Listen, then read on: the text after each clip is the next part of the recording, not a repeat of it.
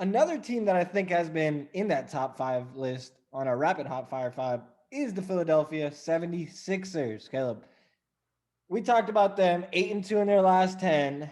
We talked about their schedule and how, some of their games were a little bit easier. What do you think about the Sixers right now? Has Doc Rivers figured this team out? Do you give credit to Doc Rivers for turning this around, or do you really give credit to Joel Embiid? Where does the line kind of fall between these two? Because I know you can give credit to both. That's the easy answer. But That was my I really want answer. to ask you, who deserves more credit? I mean, this roster and this core has kind of remained the same even with Brett Brown. And then you add a new guy into the mix and you bring in Doc Rivers, it seems like it reached a whole new level. And I'm gonna give it to him. Now, Embiid deserves credit for being healthy. I mean, he has not had any injury really concerns. Aside from a couple little things, and what do you have, a COVID protocol, like tracing thing that took him out a couple games. I'm gonna give the credit to Doc Rivers, but like you said, these answers both do because I think both do. But if I had to give one person a little bit more credit, I would give it to Doc Rivers. Yeah, I'm going with you there.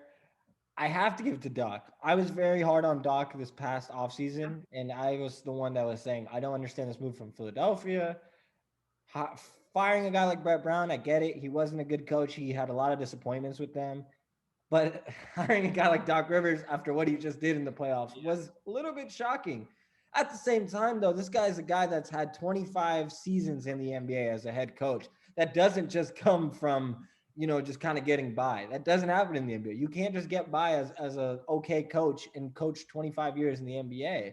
It's not how the NBA works. And Doc has done a really good job. I think we do have to give him credit. Now, I will say his staff is really good. He does have Ime Udoka. He does have Dave Yeager there, and I wonder how much Dave Yeager plays a role there.